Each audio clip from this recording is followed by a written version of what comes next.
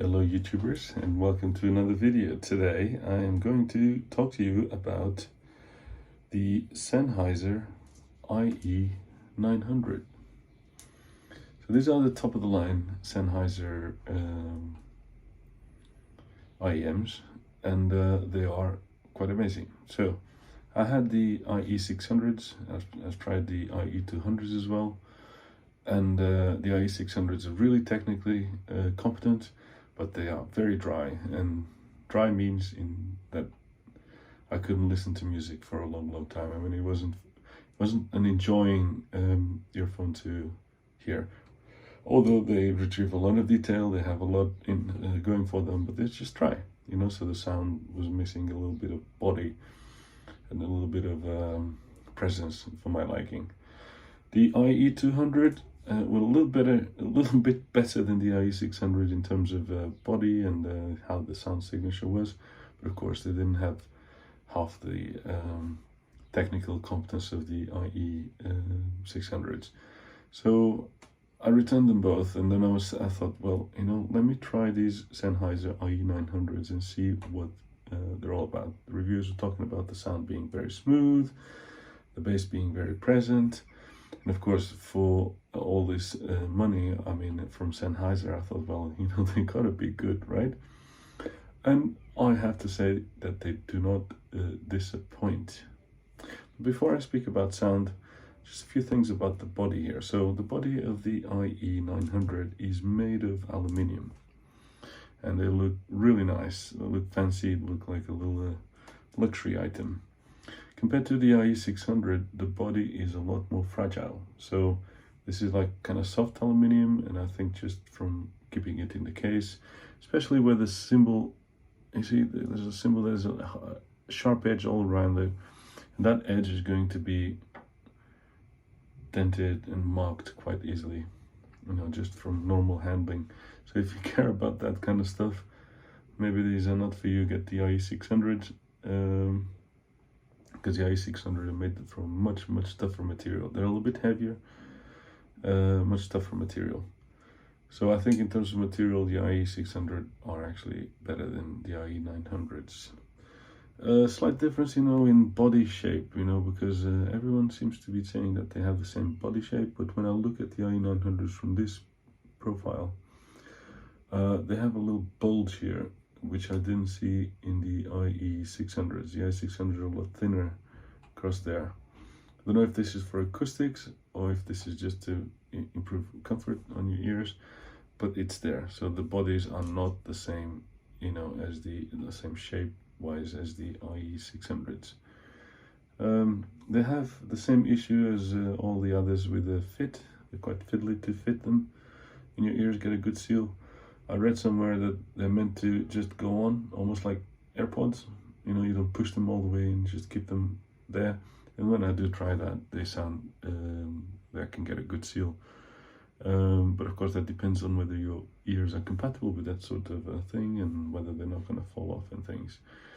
In terms of sound, which is the most important thing. Oh yeah, they come with 3 cables for some reason. You know, they come with a 3.5mm cable, a 4.4mm cable, and a 2.5mm cable. Why have 2 balanced cables in there instead of using an adapter? I don't know, but that's what they decided to do. Now to the sound. Yeah, the sound on these is pretty good, right? So these, to me, is a much more complete pair of IEMs than the IE600, like by a long mile. I can just sit down and listen to music all day with this, and it's engaging. It's musical. It's present. There's body. There's rumble. There's the vocals. They've got meat. The treble is very detailed. There's nothing really wrong about the sound on this. It's really good. And if you had these on their own, you wouldn't be missing anything. They sound really good. They remind me of the HD660S2 in terms of kind of a sound signature, because I go from one to the other and they sound pretty good. So that's saying a lot about the IE900s, that they sound like a pair of over-ear headphones. That's how you know, body the sound has, how much body the sound has.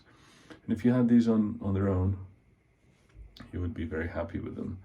But I do have the IKKO OH7s here, and going back and forwards and seeing which one is more to my liking. And I have to say the IKKO OH7s beats the IE900 in musicality, in how organic the music feels. So voices on the IKKO, they sound a lot more lifelike than they do on the IE900. And that's not to say the IE900 doesn't have a smooth, natural sound. It does, but when you compare to the IKKO OH7s, it's just not as good, right? The bass, same thing, you know, like the bass on the OH7s is so much better and deeper, and yeah, it just makes you feel alive. With the IE900s, it's also there. It's very good. There's a good rumble. But there's something missing. I don't really know how to express. So I get a lot of excitement from listening to music on the OH7s. You know, like so much. I think that the sound stage is better on the OH7s. It's just like wider, and you can hear more things going around. That's not to say the IE900s don't have a good sound stage, but I find them boring, right? So you put them on and everything's so perfect, but lacks excitement.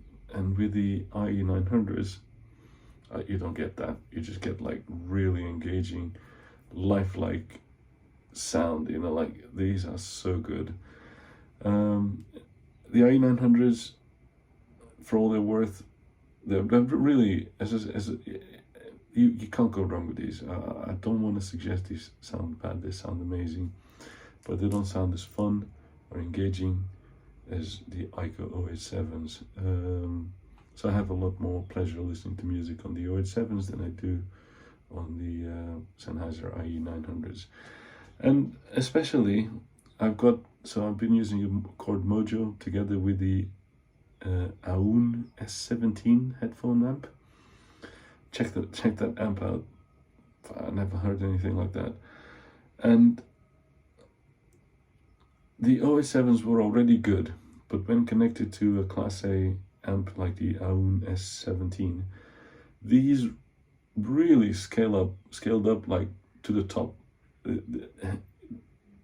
There's a 90 ohms. Can't remember the sensitivity. Anyway, these sound beautiful on a proper Class A amp. Unbelievable, you know, like the sound matched the amp. With the IE900s, there's not much difference, to be fair, between using that big amp out there or straight from the Chord Mojo. So that might be an advantage, because, you know, I think these are less source dependent, you know, like whether you have a good amplifier or not, than the IKKO OH7s. These are really, man, I was always very happy with the OH7s over the years, but when I got the IEM S17 amp, checked reviews about that, these it's just like, wow, it's out of this world, you know, like the rumble, you know, such as the tiny thing, single dynamic driver as well. So all this story means that the IE900s are not for me. You know, they're very expensive. I think like 1,300 euros or 1,500 euros at Sennheiser. I got them refurbished for a lot less than that. So I think you would be happy with the IE900s. Definitely better than the IE600s. You know, much more engaging, much more musical. Unfortunately for Sennheiser, I have the OH7s here. So the IE900s is a bit of a mute point for me. So I'm going to keep my OH7s here, and I'm going to return the Sennheiser IE900s, although I do like them a lot. You know, I want to emphasize that these are so good, and the only reason I'm not keeping these is because I already have the OH7s, and the OH7s just add a little bit more sparkle to the mix. You know, like everything's so natural, present. It's unbelievable. You know, like what IKKO did. I don't, you know, the deposited carbon diaphragms, whatever is on there. Yeah, so that's it.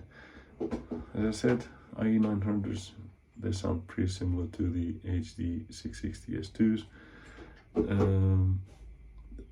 They can be driven from a lot of sources. I mean, even with the Apple dongle, they sound okay, but as soon as you have some hip DAC or something like that, you'll be more than fine with the IE900s. So yeah, so that's my review of the IE900s. I hope you liked it, and if you like it. And thank you to my subscribers and everyone, and I see you around.